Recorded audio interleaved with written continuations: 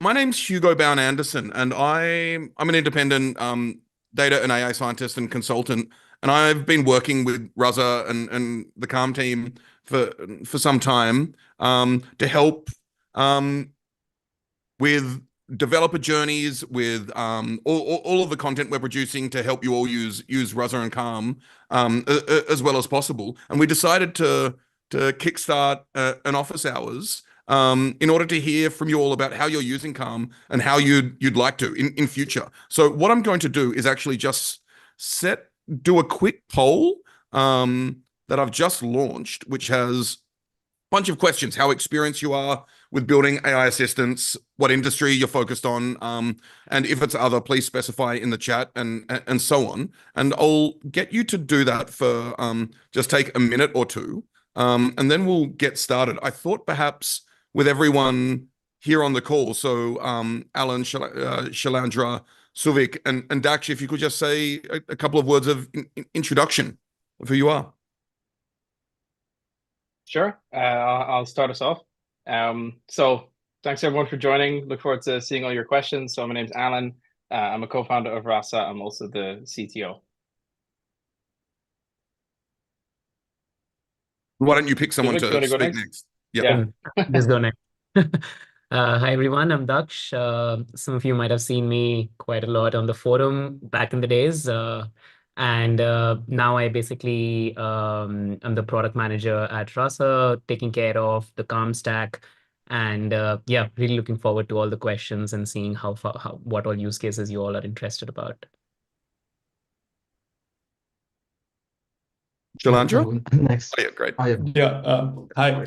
I'm sorry. Sorry to cut you off, Souvik. Hi, I'm Shailendra. I'm part of the engineering team at Rasa. I'm a senior software engineer in Rasa. I'm working on backend integrations with Rasa and also working on the enterprise search feature that is already out there. Thank you.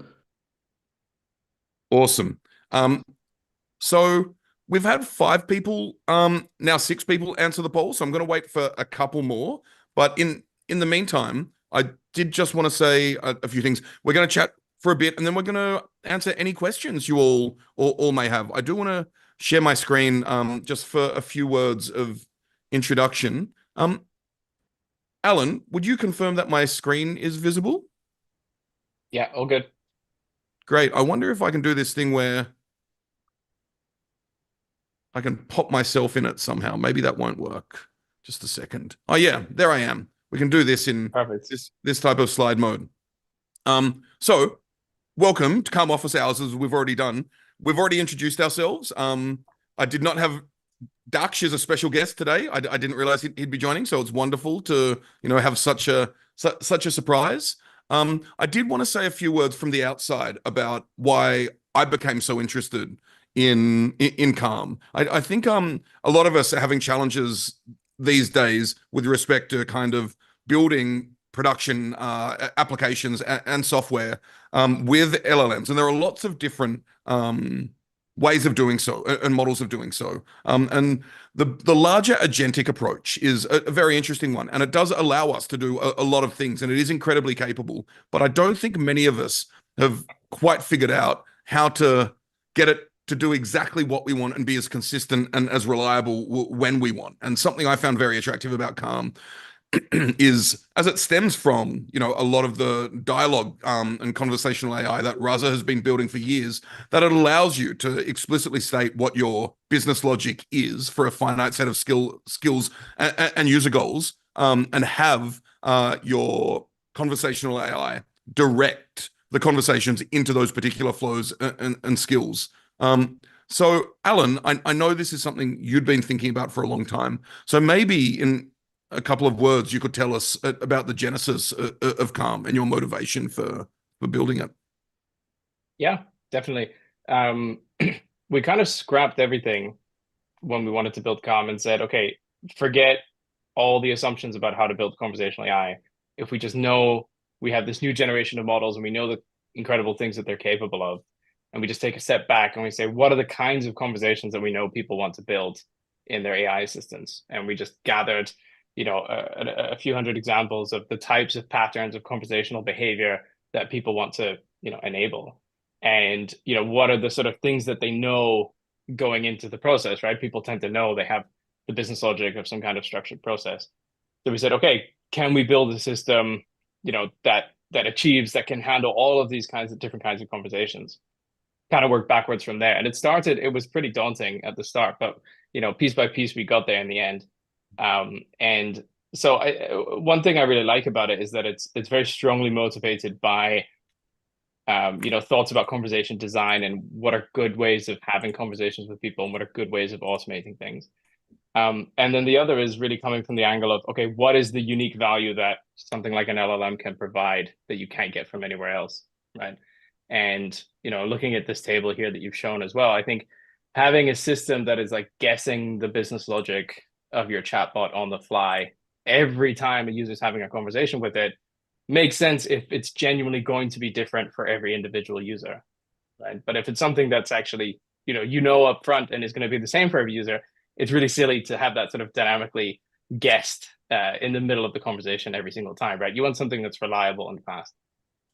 Absolutely. Really appreciate that context setting. And now we've had over 50% of people have responded to the poll. Oh no, one more person's joined, so it's just gone down to 50%. That was my limit for ending the poll, so I'm going to end it before more people join. I'll talk about the results of the poll in a second, but before that, actually, no, I'll talk about them right now because I do want to say the next thing I want to get to, it's actually quite relevant to.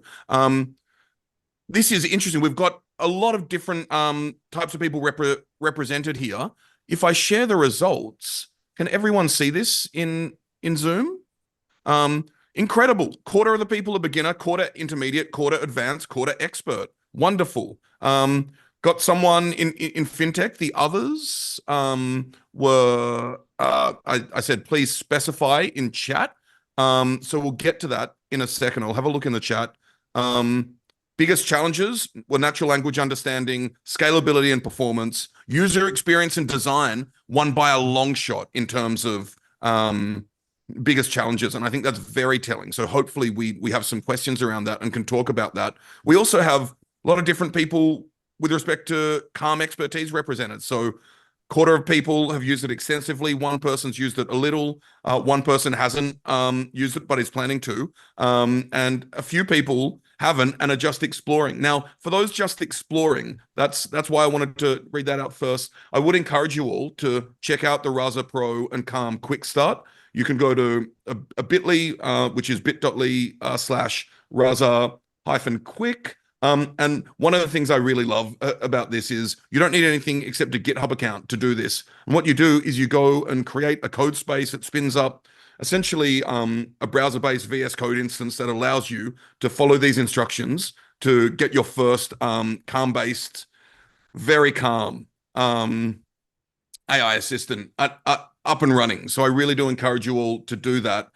For those more sophisticated Calm experts, I do encourage you to check out something that Alan and Daksh and I worked on, which is building a travel assistant bot, which will cut costs compared to LangChain and LangGraph anyway by up to 77.8% and gives you a lot more reliability as well. You can check out the blog post at this QR code or Calm-AI in the bit.ly link. And that has an entire code space where you can get up and running with this very relatively complex bot immediately. And Alan and I are actually doing a live code along next week with this code space. So definitely sign up for that as well. And you can look at this QR code. I will actually, in a second, once someone else is talking, I'll share these slides in the chat so you can check them out because I know I rushed through that. I suppose now I'd love to turn it over to questions. I don't know whether we want questions in the chat or if people want to talk about certain things that they're having challenges with Calm. But yeah, perhaps if anybody wants to speak up and other people can ask questions in the chat, then we can figure out which order.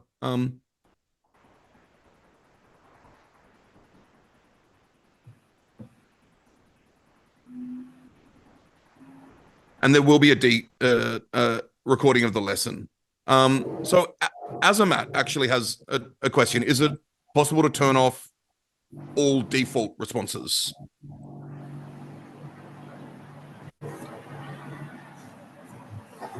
Might ask for a bit more clarification there.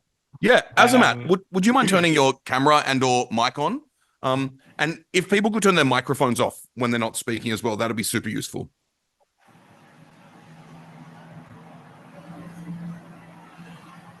So Azamat, it would be helpful if you could speak. It'll be easier than asking questions via chat and you responding via text. I'll take a first stab, guessing what I think the question is about, and then Azamat, please clarify if that's not quite right. So one of the default behaviors in COM is that when you complete one of the flows, that triggers one of the patterns that's built into COM, and the default implementation of that pattern will then ask the user, is there anything else I can do for you? So the question is, can you turn that off? You absolutely can. So the way you can customize that kind of behavior, these kinds of patterns, is by providing your own flow in your assistant that has the same name as the pattern and then specifies the behavior that you want. So in this case, if you just want to turn that off, you're going to create a flow where there's just one step and it's just going to be an action listen, right? So let me go find, I'll come back in a second. I'm going to go have a little root around. There's a little code snippet I can share with you. And if you just add that to your bot, then you won't get that question anymore at the end of every flow. So I'll go find that just now. And in the meantime, if that wasn't the answer to the right question, then please clarify.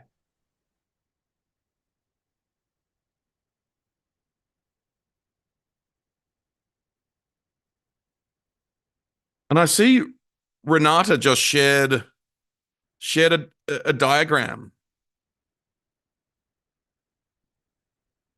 Do you want to tell us about it, Renata? Sure. Sorry, it's about German. I had no time Not to. At all.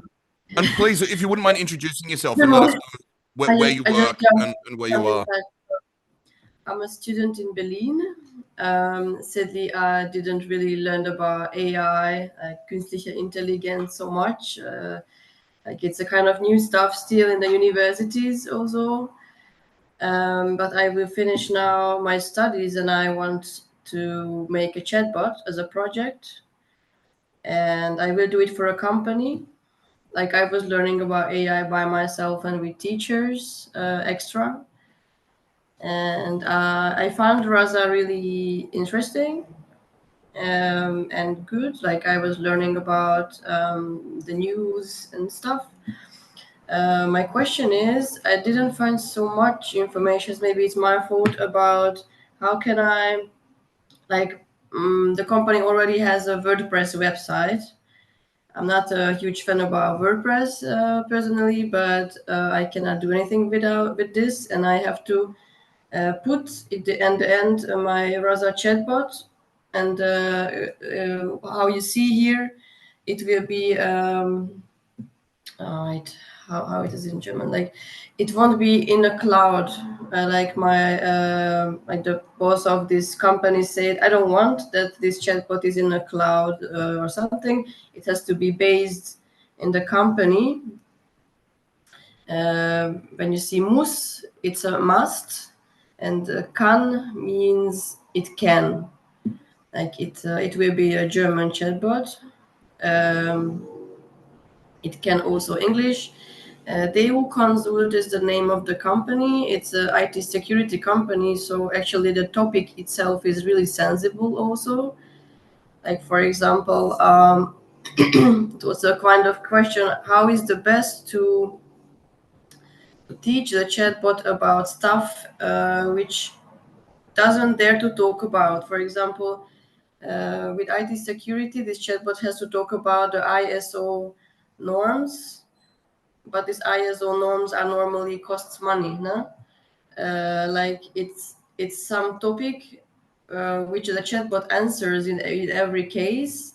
Actually, it get the job from the company. So like it has to be clever enough to say at the point or for some questions, hey, I don't dare to answer this for you. Please at this point, please contact with real persons, or I will contact you with real persons. Like if you have some advice, I'm really happy to hear that. Like, how is the easiest to set up a chatbot to be clever enough to separate what dare I answer and what I don't dare to answer, like to make a line somewhere, because IT security is a really sensible. That's why it's actually maybe a really brave move that I will make this project, but I will try. Yeah. So first of all, this would be the two biggest questions. I hear somebody. Yeah, totally cool. I wonder if Souvik, you have any thoughts on that? So if I can firstly, I love in the image a cloud that says bad internet, because I for one say that myself most days. But the question, if I understand correctly, is there are certain things that you cannot answer and should not answer. So how to put a line in the sand to say this is off topic and return very kindly to the user. We won't talk about this now. And then there are other things that are allowed to be spoken about. Yeah, Okay. I can probably answer this question. So a lot of our customers do deploy their chatbot on premise. As one of the USPs of Rasa that you don't actually have to deploy and connect over to a SaaS mode. In terms of like how you set up with Calm, we do have like LLMs that you can work with locally, so everything can be on premise. You don't have to go over to Azure to get the answers from it. So yes, you can set all of it up on premise. It is depending on the language model you're using. It can be multilingual as well. So you can, or you can do like a switch over depending on the user's preference, whether you want to talk in English or in German. It's completely possible. Yeah, I think in terms of deciding when to answer, when not to answer, because we have something very encoded business logic. So you're basically determining what is the ideal workflow for a given topic. Right? So like if there's a question about ISO 9001 guidelines, and then a particular question comes in which requires, let's say, a human to intervene, because of the way you write your flows, you can decide at any point in that conversation that if the conversation is about this particular product, I would rather hand it over to an agent, to a human agent, instead of answering. Because you are kind of designing this upfront, your business logic, you know exactly what steps there should be. And what the beauty of how Calm is designed is that everything that happens around it, you don't have to think about it anymore.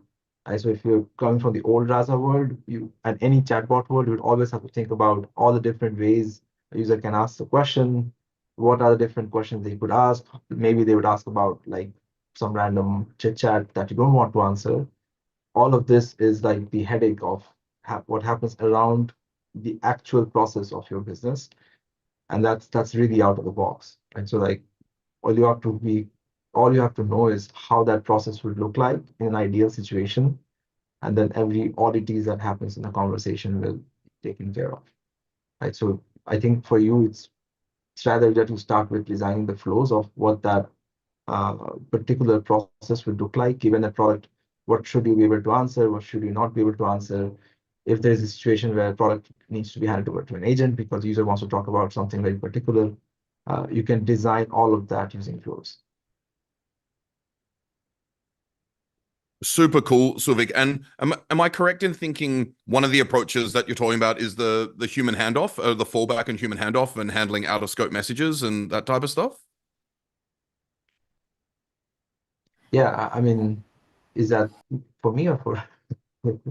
Well, I mean, is that what you're suggesting? I'm Yeah, looking at this, and so I'll share this link, but there's actually we've got some documentation around exactly how to do this as well. yeah, so there are two kinds of human handoffs that happens in the bots. Like one is more driven by a customer being frustrated and I said, I just want to talk to a human, I don't want to talk to a bot. That's something the models needs to understand the intention of the user. But there is a second kind of handoff where is business logic driven, because a certain conversation needs to happen in a particular way that you don't want the bot to handle it. With flows, you can also kind of point the user towards an agent.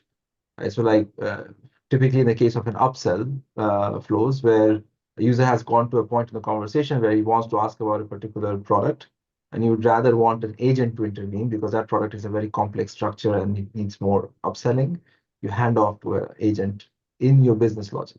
So it's not just like a user wanting to speak to an agent, but also in a given conversation, a particular topic, a particular product requires a human intervention. You can even design that in flows. Awesome. So we have a lot of other great questions. Ruben has what I think is a really nice question because people are thinking about migration a lot these days. Can you share some thoughts on migration strategy from a content perspective, from an NLU assistant to Calm, for example? So I'll open the space for anyone from the team to answer that. Do you want me to elaborate a bit on Oh, it? Please. Yeah. Hey, Ruben, welcome. Yeah. Hey. Yeah, like I said, indeed. How in general, how do you go about migrating from the NLU assistant to the new one, the Calm assistant, but more from a content perspective? Because if you scale like we have between 200 and 300 intents, let's say, but these are all defined depending on their different outcomes. Like almost every intent has a separate end goal for the user. And if I understand well, with business logics and flows, you can group stuff based on a similar topic or a similar outcome or something like that. But by starting this task, sometimes it doesn't seem too easy or something like that to, just in general find, the stuff that can be grouped easily or something like that. Because maybe in the end, you also want to end up with less flows than you have intents to preserve maintainability and resources, of course. So maybe some of you already did a task like that or can share some thoughts and best practices. Don't know if it makes sense. And I'm sorry, Ruben, could you just remind us where you work and what you do? It's with BNP Paribas. Oh, cool. Nice. The bank. So banking, banking indeed. That's the thing, yeah. Right. So Maybe I team can Calm. take the question because first I used to work for BNP Paribas. I kind of have worked for you too. I know.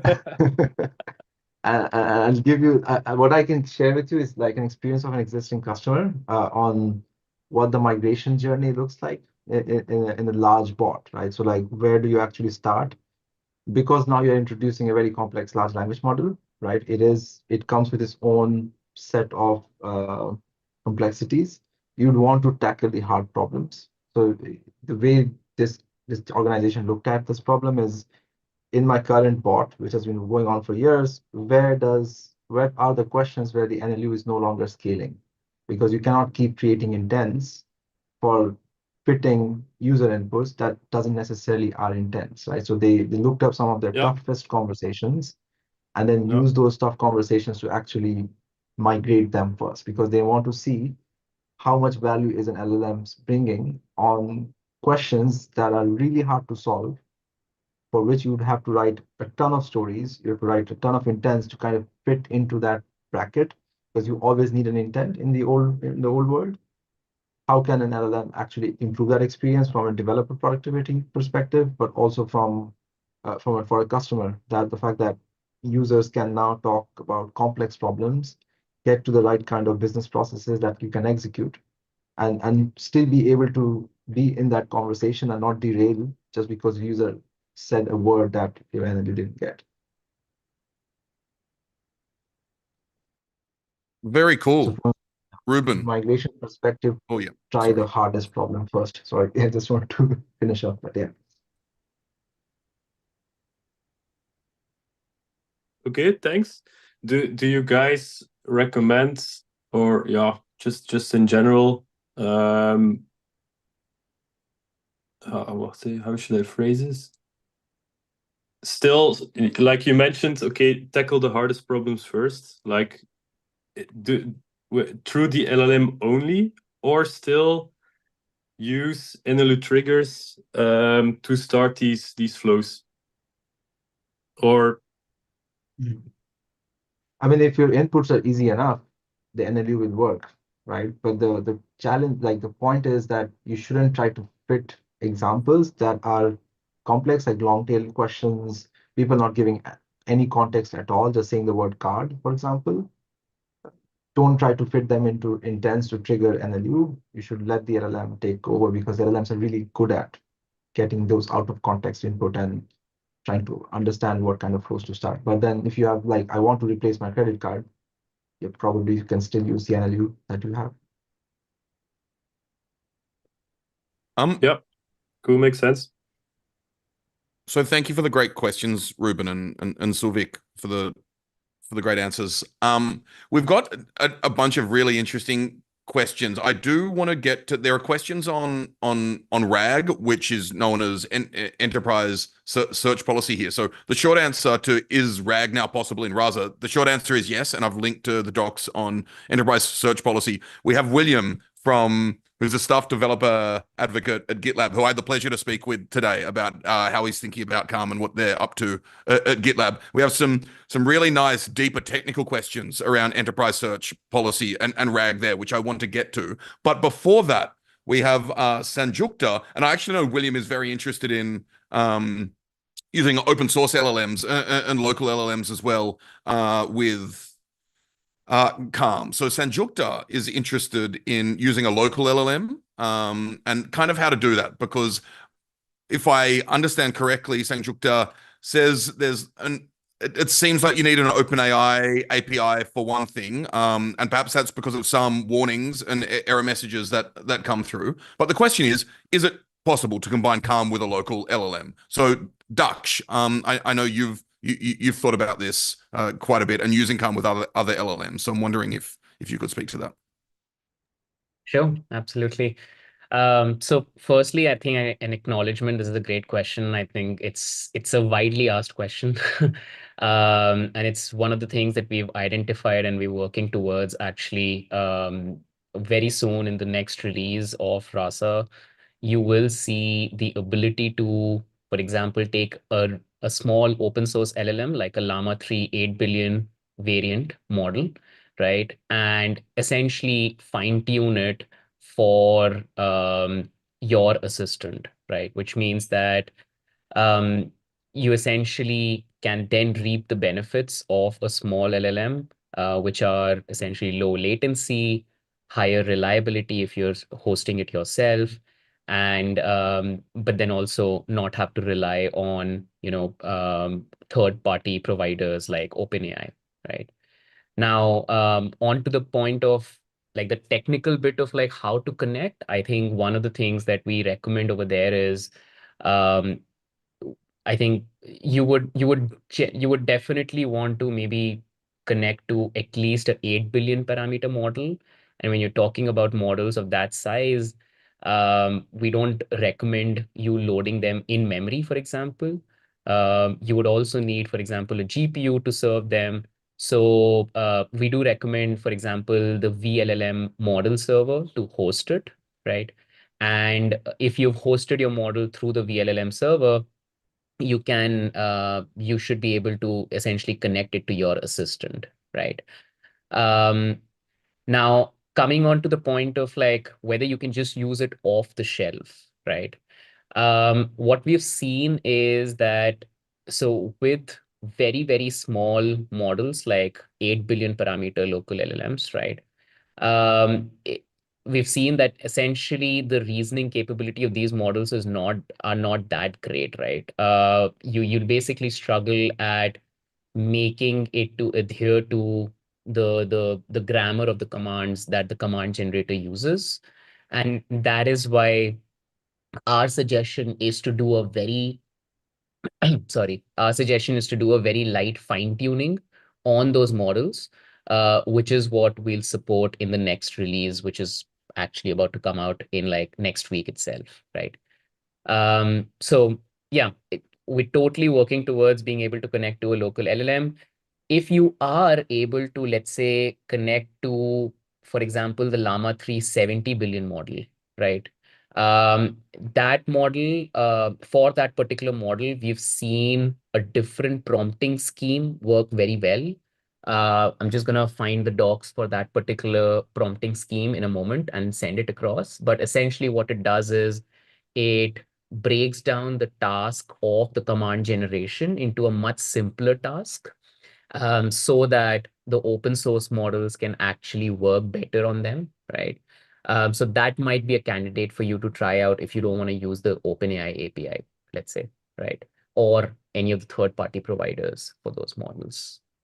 And Daksh, maybe I can just ask you quickly, and we haven't had a question about this yet, but if we're talking about using smaller models locally or otherwise, how about fine-tuning on your own company's data in order to personalize it, essentially? Yeah, you can. I think what we're also trying to enable you to do is really fine-tune it for the specific task that you want it to do, right? So the task over there is that of command generation, where we really don't want the LLM to learn a simple, like when you fine tune it on unstructured data, you're essentially training it on a completion task, right? But of course, you're transferring some domain expertise to that model, right? However, it may be possible that the end goal is still not achieved, right, over there. And so what we are trying to enable from our side in the next release is you being able to fine tune it for the specific task of command generation, where the input is, for example, the conversation, what's happened until now, and the task over there, and the output is the set of commands that are expected, right? So yeah, I think that would be our recommendation to try out for sure. Awesome. I wonder if I see you all on the call looking at the chat. So are there any questions, Shailendra, for example, that I've seen you responding to William. So maybe you could ask his questions and then speak to the answers. Absolutely. Thanks for the question, William. You've asked 4 questions, so I've just tried to briefly answer them in the chat.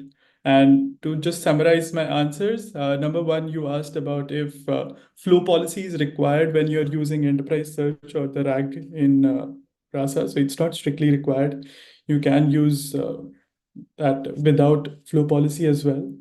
However, I'm more curious about why would you like to do that? Because enterprise search can still be used the way we have written it. It can also be used in NLU assistance, where you have a certain default action that has been added to Rasa. And once you're using that default assistant in your rules and stories.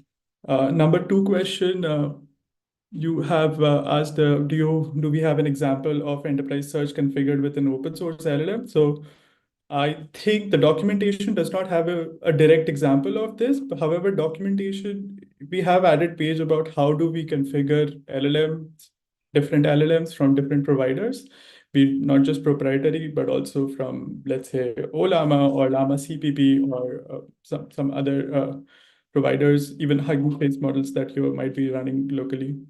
So I'll just share a config of this in the thread, but it is completely possible. In fact, a lot of these providers also give you OpenAI compatible endpoints. So you don't even need to use inside the configuration, you don't even need to specify a different provider. You can just specify the provider as OpenAI and just change the OpenAI base URL to your locally hosted model's URL.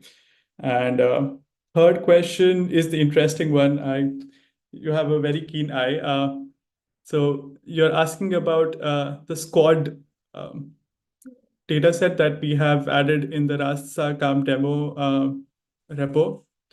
It is meant to be more of a beta feature. The idea was that some of our customers have extensive FAQ data sets where it's like question and answer, question and answer. The problem statement was, can we make use of these data sets to answer questions without using the augmented generation that is a crucial crucial step in RAG. So the problem just remains that, hey, can we just use this data set and use some sort of search, similarity search, or syntax or normal traditional search, and then answer the user's question directly? This has some limitations, but we have just given out an example data set in Rasa Calm demo, which is more of a repository, which I remember yesterday Alan said it, like it's more of a maximize the Rasa features repository. So we have just added all of the possible Rasa features to see if they can work together. And fourth question is about disabling flow retrieval. So flow retrieval is just the part where before your questions are or your prompts are sent to the LLM, Rasa just make sure that only the relevant flows to the user query are being added to the prompt. So if you disable flow retrieval, that just means that all the flows will be added to the prompt. And that is usually not a problem if you have a small number of flows. So just to answer these questions briefly, let me know if you have follow-up questions. Happy to answer those as well. Yeah, thank you very much for your answers. Yeah, the main reason I was asking that is because I've been trying to make it work, the enterprise search policy.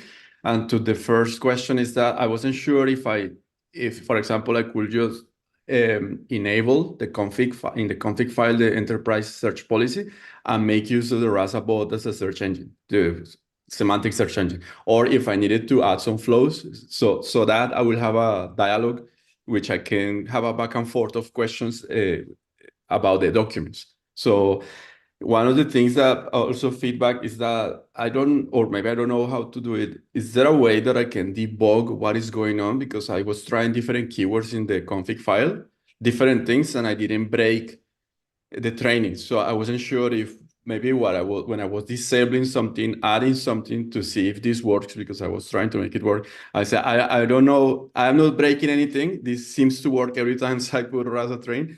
I don't know if there is a set of keywords that are allowed. So I was disabling the flow policy, then enable it, because the thing with the enterprise search is that I saw the example that is in the documentation, but I believe I was also reading here in the questions that in the documentation it says you put the name of the LLM provider, and that should be it. But when then you try, then you hit another error message that is saying that the embeddings from OpenAI weren't set. So then you realize that, okay, so there is one thing for the two configurations, one for the LLM and another one for the embeddings. So then I start improvising, and then the same thing that you put in the snippets that are provided for the YAML that you add in the pipeline, I start adding in the policies to say, for this policy enterprise search, are these LLM and add these embeddings. And then with those two, I was hoping that it was going to work because it didn't break.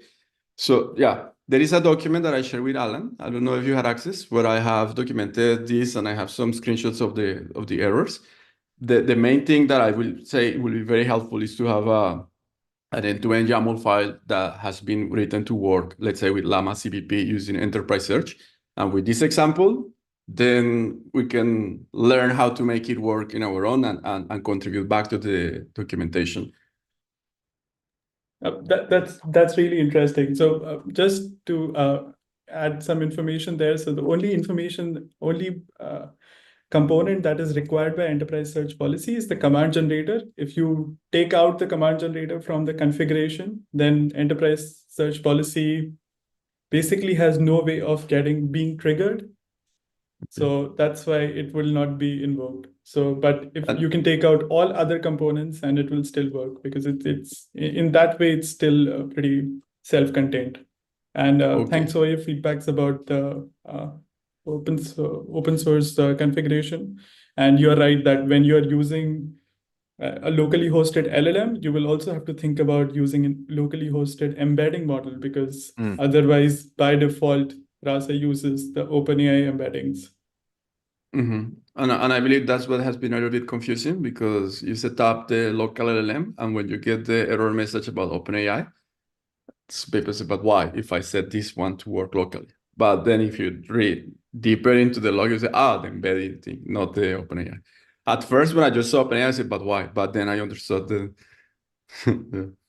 So yeah, this is fascinating.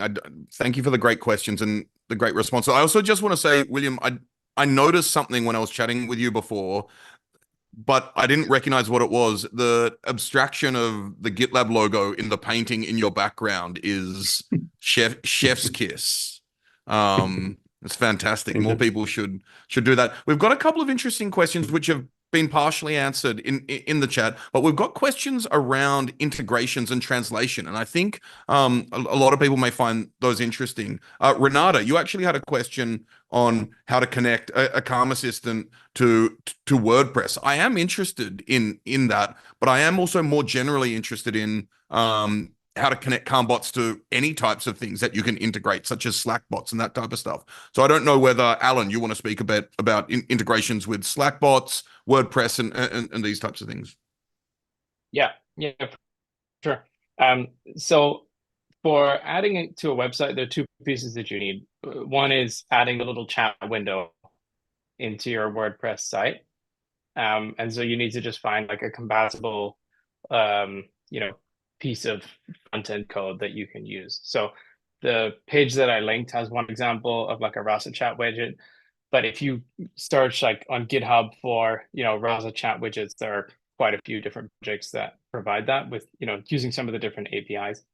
The other question then is if you want to have like a WebSocket type of connection or REST type of connection. So WebSocket is, an ongoing connection. So messages go back and forth all the time. The REST connection means every time the user types a message, you send a request to the Rasa server.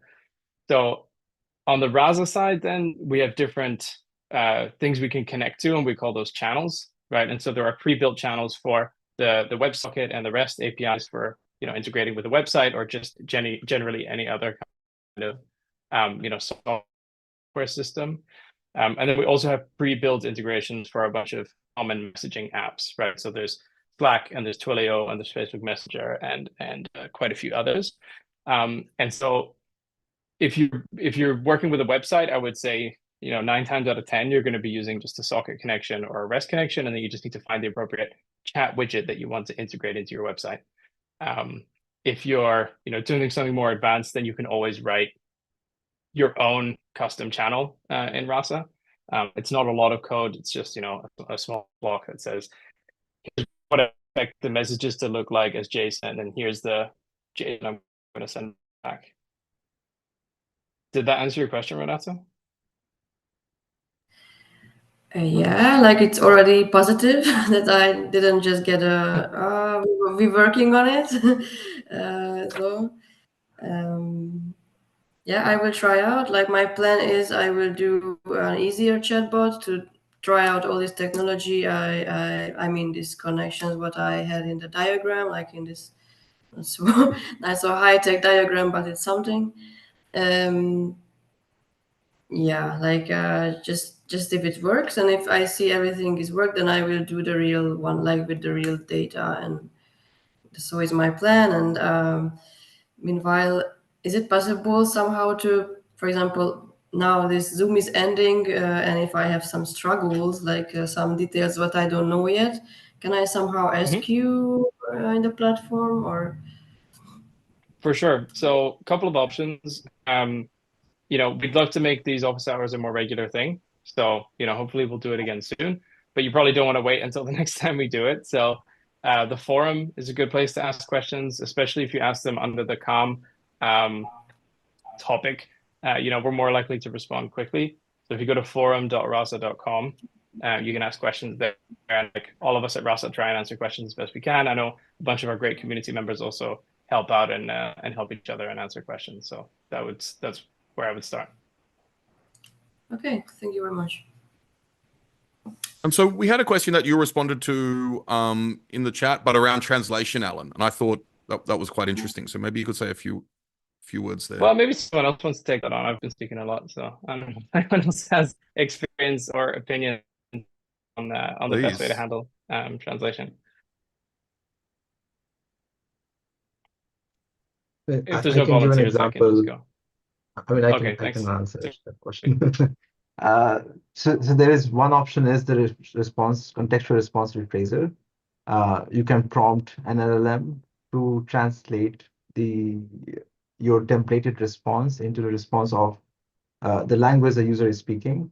So we have had experiments internally on trying out different prompts where you say, take the user's input as understand the language of the user's input, and then translate the suggested response that we have templated into the language of the user. And it works pretty well. A colleague of mine tried it in Polish. So it had a whole bot in English. If you start talking to it in Polish, it was replying back in Polish as well, just by tweaking the responsive phrasal prompt of the contextual responsive phrasal. So you can, like, it is really like taking the power of the LLMs to kind of understand the language, to detect the language of the user, and then take a templated response and translate it into the language you want. The other option is using slots. So if you don't want this translation feature from an LLM to generate the translation, we have what we call conditional response variations. So here you're not using the LLMs, you basically know upfront what the language of the user is, because a lot of times you have apps in different channels. Depending on the channel that you're logged in from, you kind of know the locale of the user, and you use that to kind of template languages, different languages. So like I live in Belgium, and there are 3 languages. Often, the kind of app you go into, you already are in the language. You can template it in one of the 3 languages and use conditional response variations simply to just answer back in the language of choice. But this is predetermined, and the answers are also pre-templated. So there you're not using any real-time translation of LLMs. So both options are there.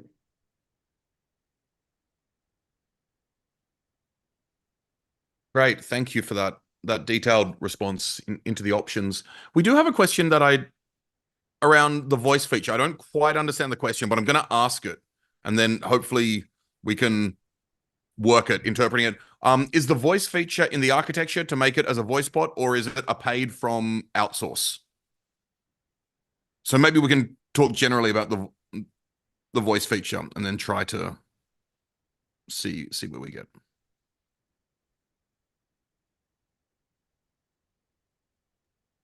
Just to add some bits here, when you're generally talking about voice features, I think you're talking about having Rasa as a backend to your voice streaming voice bot. In that bit, you'll need 2 extra components with Rasa, some sort of speech to text engine, and then also some sort of text to speak engine, so that the responses that are coming from your telephone call or maybe a video call or Zoom call are being translated to text, being sent to Rasa, and then Rasa can handle them, probably give you a response. And that response can also be spoken out loud using another text-to-speak engine. So you'll need 2 additional components with Rasa to make this work. However, we have a few examples of these in our documentation. There is one called audio codes, and there is one called fear. Both of them are additional features that you would have to pay for, and also to use those channels. Those are the Rasa Pro channels, so you will need a Rasa Pro license. So you can probably use. I'm not sure if because these channels are part of the voice scope. So I'm not sure if the developer license that we have includes the voice scope. Maybe Alan or Souvik can correct me there. But that's the way that you would go for it. There is also additional Twilio voice connector that is available open source as well. So you might as well try to use that. If you just have a Twilio account, set it up with Rasa and use that. So I'm wondering, Srivatsana, I'm sorry for mispronouncing your name, if that answered your question. So let us know in the chat. One other thing, this is personal, but I chat with ChatGPT quite often, probably a bit too much, to be honest. And one point of frustration is when clearly the speech to text hasn't worked quite properly, but the LLM doesn't know that that's the issue, right? So how do you think about that? that's still sort of a pain point in these kind of systems, because the errors propagates, as you said, like downstream in the pipeline, and the other downstream components are not aware that the upstream component made an error. In this case, I think your best guess is to use.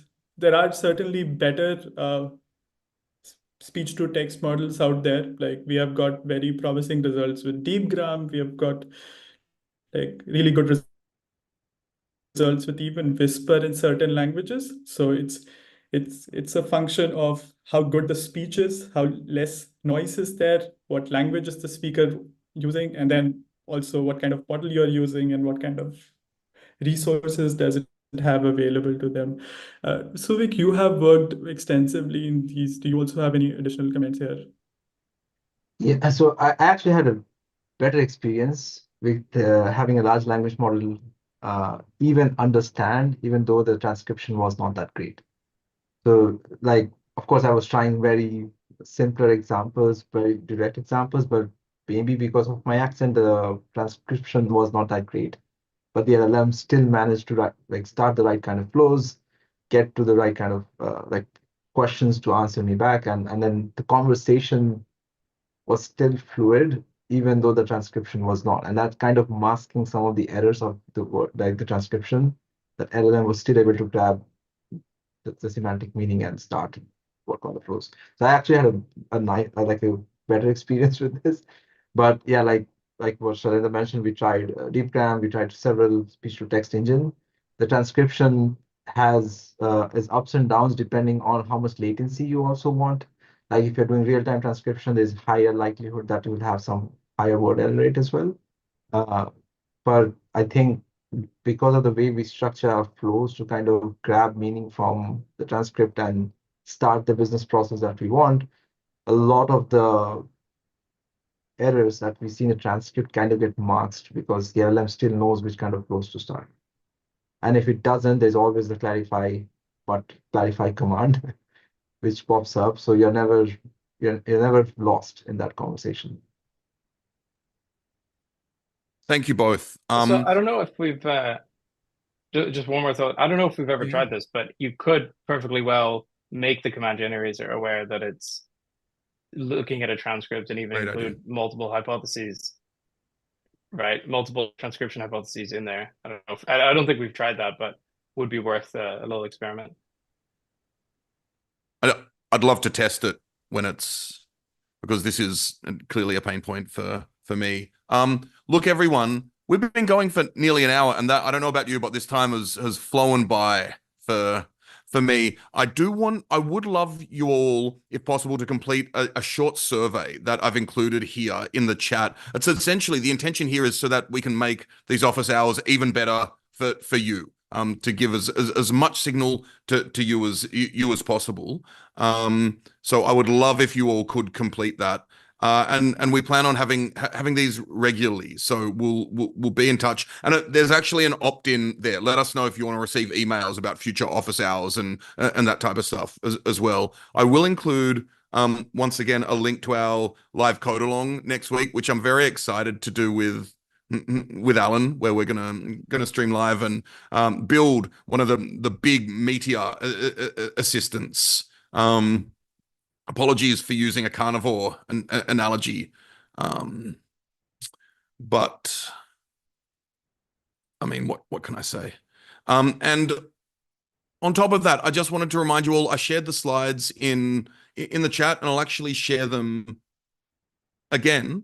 But we've got things here for all of you, essentially. So if you're just getting started with Rasa and want to check out the quick start, please do go to this URL or check out this code QR code, and you're able to create a code space and start playing around with Rasa and building a Rasa assistant immediately. If you're more advanced and want to dive into something more complex, do check out the one that we'll be doing our code along with the next week, which is a travel assistant that performs a variety of different tasks and has a variety of different skills. And you can even reproduce our results of comparing the performance with LangGraph and LangChain performance as well. At the risk of repeating myself and boring everyone, please do join us next week for our live code along. Also, ask questions on the forum. I put the link to the forum in the chat as well. I've said a lot, and yet I may have forgotten certain things. So, Alan or anyone else, is there anything I've missed? I think just to thank everybody for attending. Yeah, and thank you asking all. great questions. Yeah, Yeah, exactly. So thank you all. It was really wonderful to have over, up to 25 people here in real time, and everyone on YouTube as well. We've actually had nearly 50 people watch on YouTube this hour as well. So thank you all once again, and we hope to